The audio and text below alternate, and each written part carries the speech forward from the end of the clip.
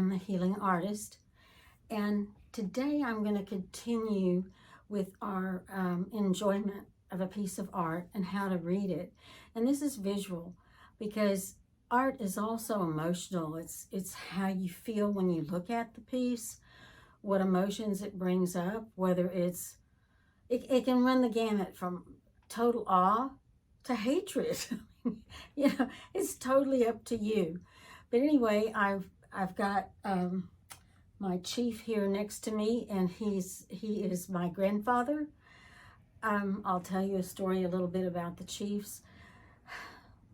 In the late 80s, a dear friend of mine who was a therapist and a brain specialist was putting on a dream course and asked me to please participate. And I was excited about it, so I did participate.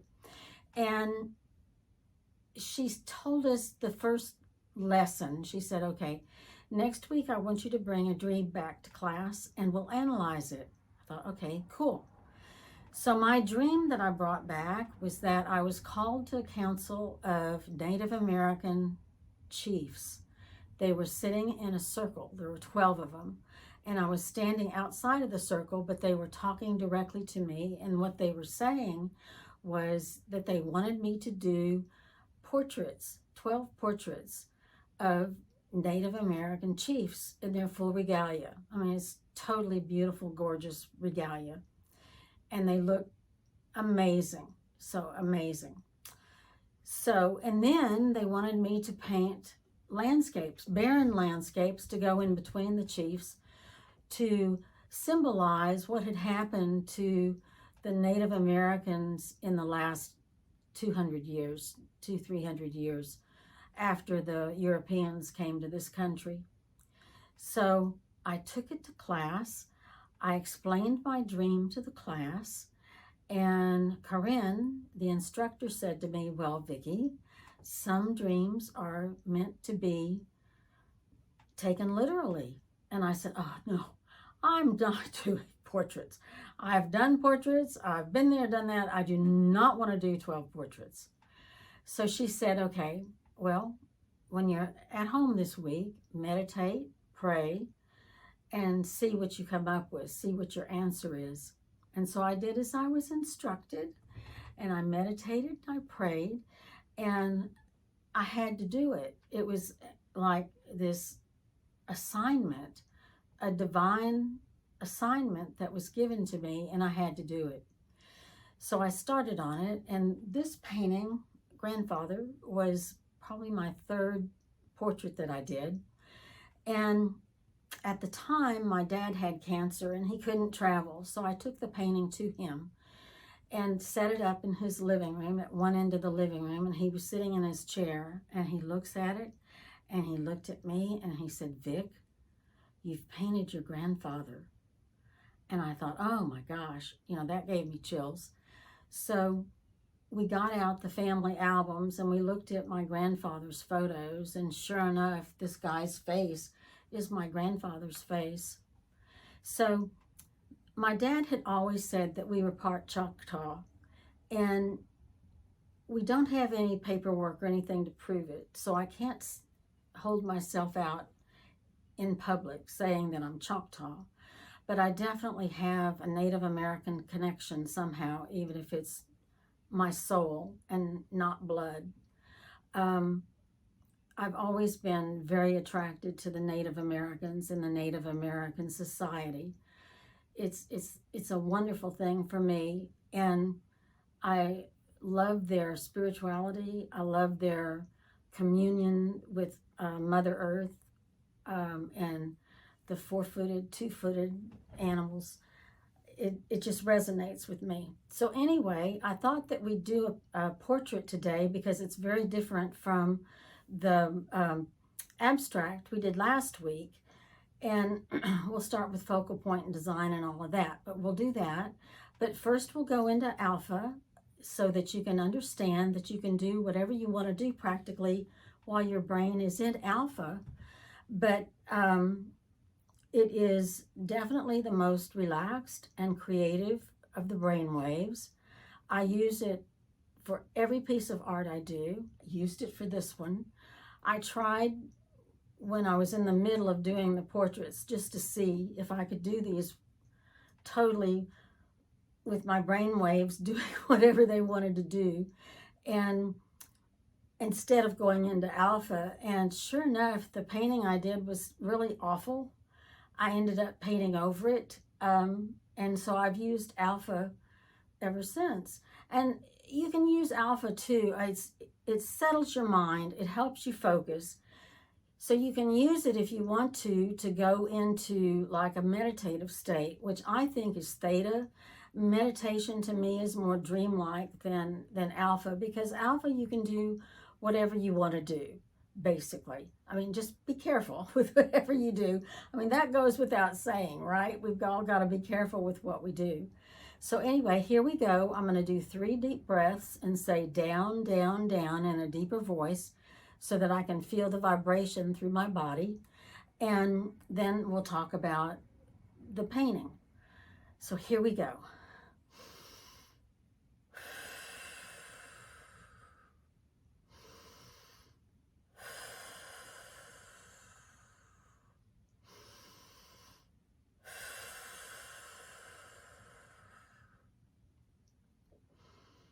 Down, down, down.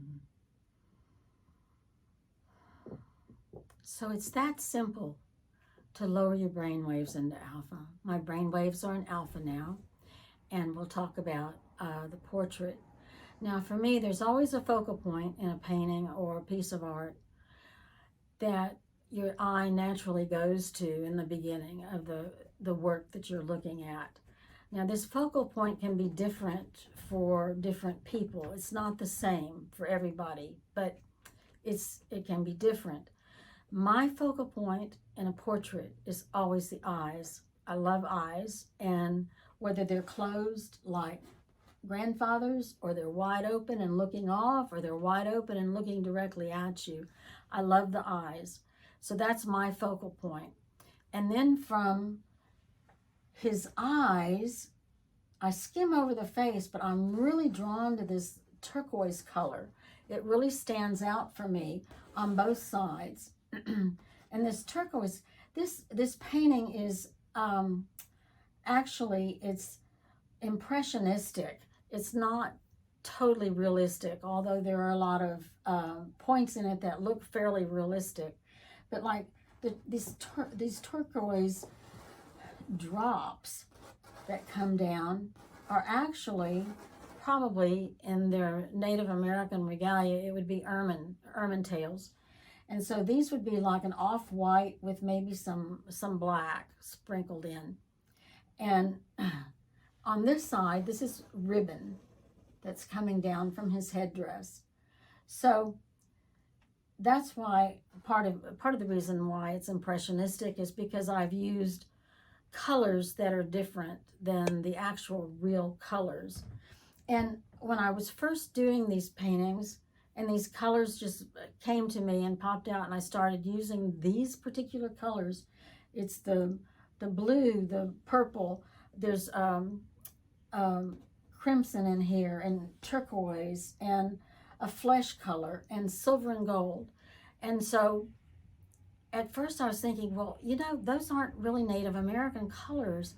But then I did research and found out that they are Native American cultures, that these are probably some of their earliest colors, because they used everything from berries to flowers to herbs to earth, whatever they had available that they could make like a tea out of to create the color.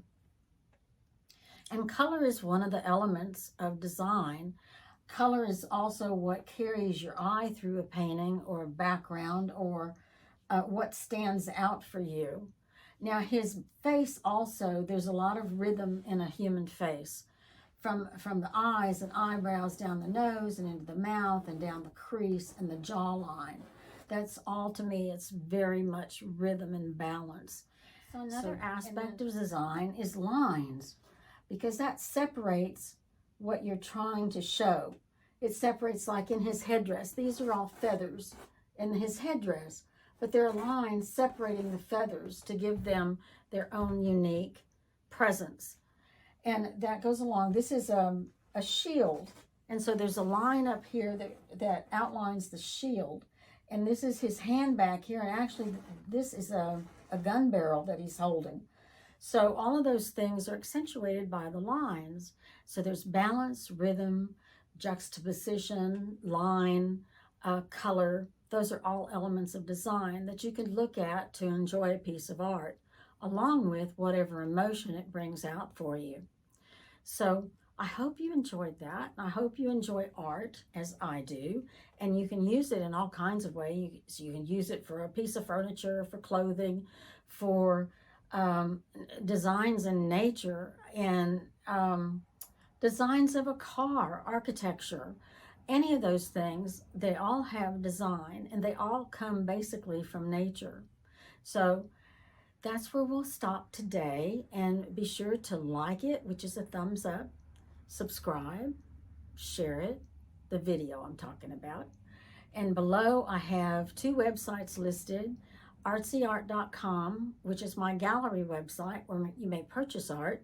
And then I've got vickyloper.com, which is my artist website, which gives you a brief synopsis of my philosophies that go along with whatever art I'm creating, whether it's the Native American portraits, or it's abstract, or it's animal drawings, whatever it is. I've got a little blurb up there talking about why I do that particular piece of art.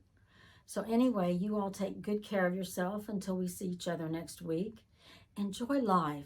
Make your days good. Enjoy every moment.